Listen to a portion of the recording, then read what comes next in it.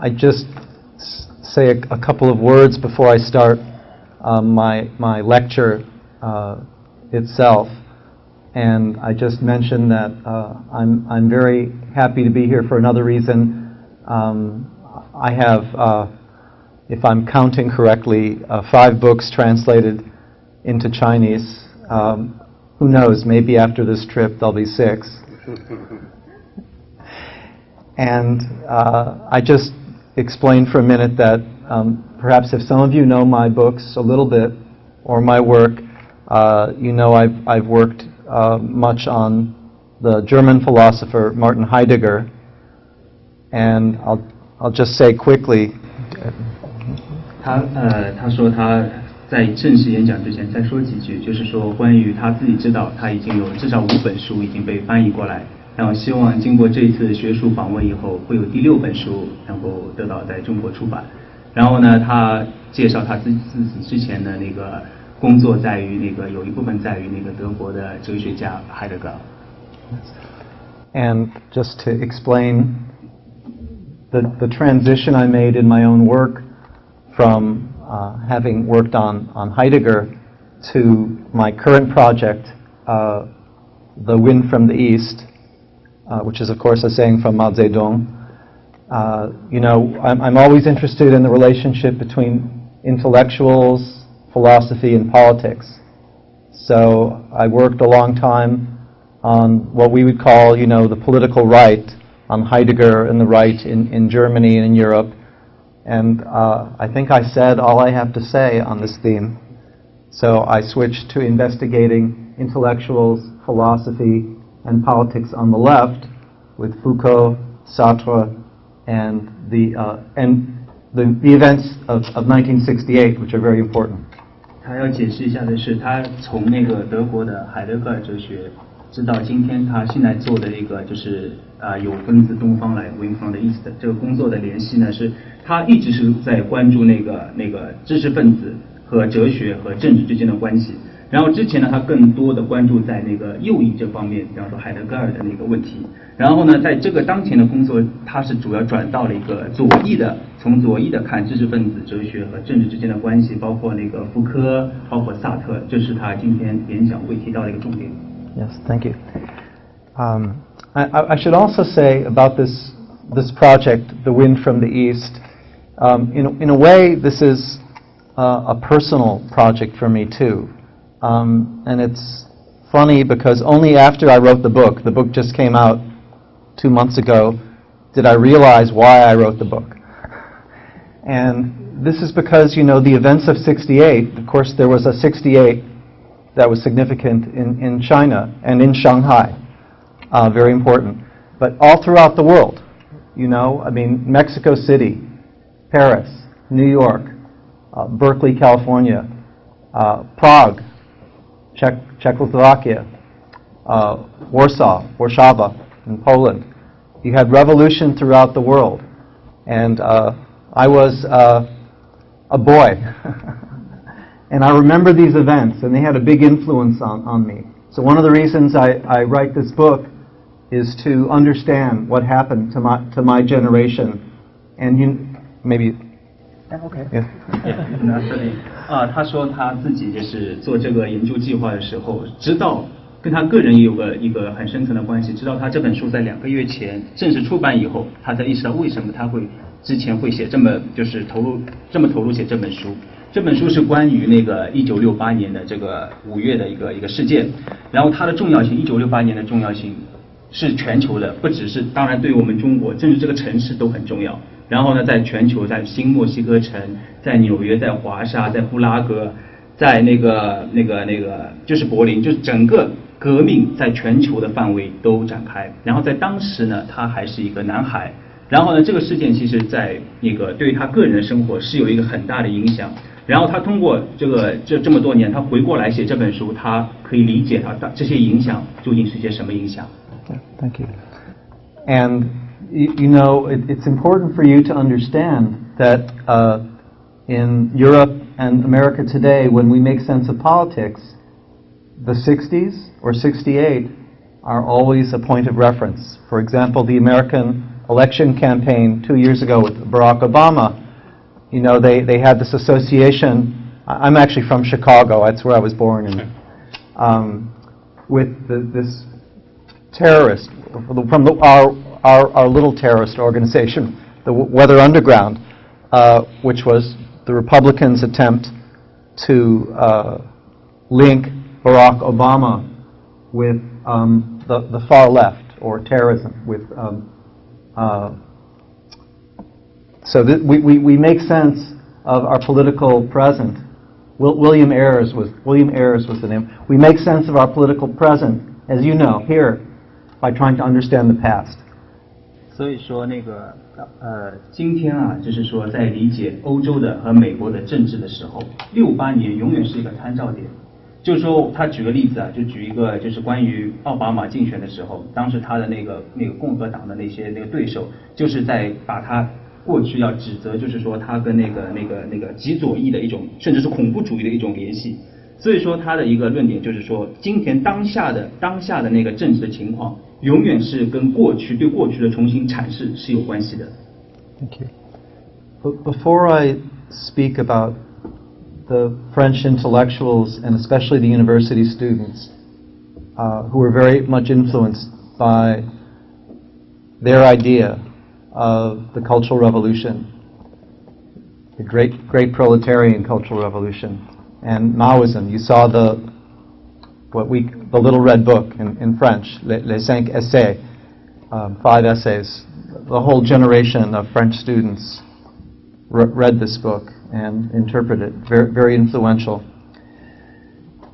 But and these images, as I said before, are very important because one of the reasons that in the West, and especially in France, there was so much fascination for China was because of the negativity or problems with Western culture, Western politics, and especially the war in Vietnam, which was an absolute fork in the road, a separation point of alienation for all of youth in this generation from their governments. 他说啊，就是在正式讲法国学生这一代人之前，我们必须要知道这么一个背景，就是说关于我们无产阶级那个文化大革命这个理念，包括毛主义的理念，对于当时这一代人，特别整个就是西方，但是特别是法国，就是这一代人的影响。就是红宝书，就是我们看到那个他们这一代人都在读这个书，然后用他们的方式去阐释这本书。所以他刚刚说那个 images 啊，就是说那些图像重要性，就是说他可以我们从这些图像里面看到，就是说包括就是当时法国学生这一代人多么的迷恋中国，而他的就是沃林教授阐释是，就是说这跟当时的那个西方本身的一个文明的一个文化和政治的一个本身的问题有关，就是我们看到就是最后导致那个越南战争，这反过来影响这整个一代人的一个文化。Now talk a bit about French politics in the 60s and the problems of French politics and the alienation of French youth from their government. You know that in France the Fifth Republic begins in 1958 with basically a coup d'etat in the course of the Algerian revolt, a coup d'etat by Charles de Gaulle. And you just think of it, from 58 to 68 is 10 years. There's no change of government. So French students believe they're living under a dictatorship. 所以他现在回过来讲那个法国政治本身，讲那个1960年的法国政治的问题，就是说讲那个就是这一代人从政府这边，就是他一代人的异化。在当时是怎么样？当时是那个第五共和国，就是戴高乐的统治下的第五共和国。当时是从58年开始，当时还有那个阿尔及利亚的反叛。就是说，从58年到68年，整整10年，就是说在那个戴高乐统治下，这10年里面竟然没有什么变化。这使得当时这一代法国学生都认为我们生活在专制之下，生活在专政之下，生活在一个不会变化的一个政治环境之下。And their activism is, of course, concentrated in the Latin Quarter. And you have to remember, in terms of the political climate or spectrum in France, the prestige of the French Communist Party.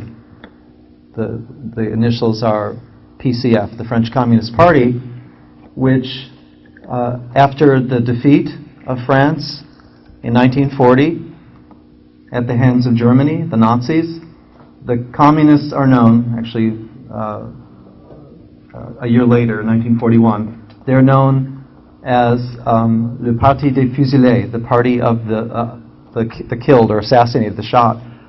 They're the heroes of the resistance, the résistance, which means that communism in France, unlike England, unlike the United States, unlike Germany, communism in France has a lot of prestige. In fact, in the first French elections after the liberation of 1944, the top party, the top vote getter, is the French Communist Party, which of course aligned with Moscow.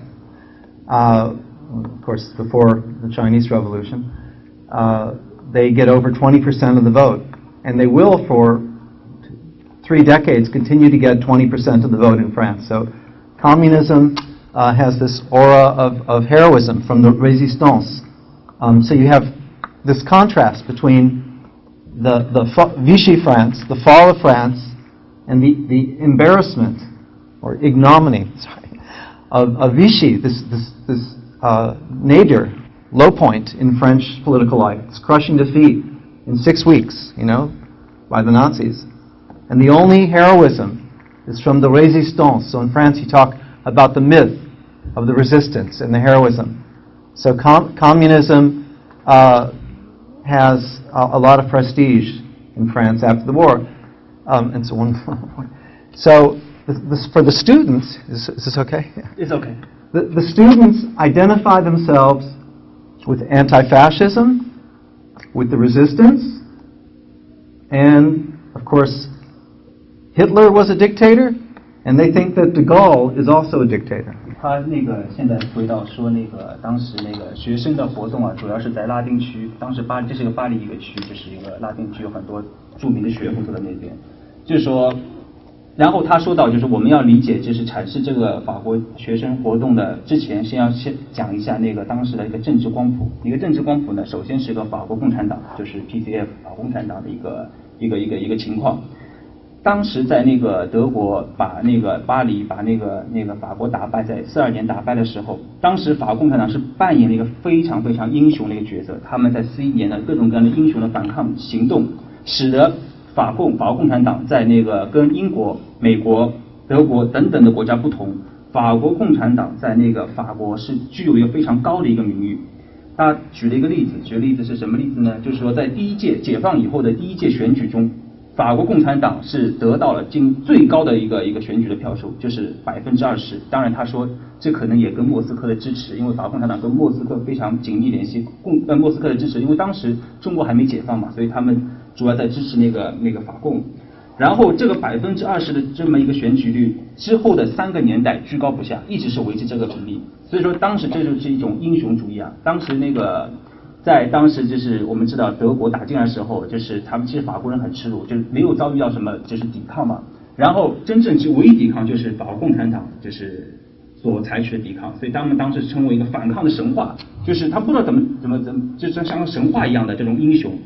所以呢，当时这一代学生啊，就是他们当然都是认同那种反法西斯的反抗，他们认为希特勒是个专制暴君，他们同时也认为戴高乐也是这样一个专制人物。By the same token, the French Communist Party begins to suffer a small crisis in France after the Warsaw Pact or Soviet invasion of Hungary in 1956.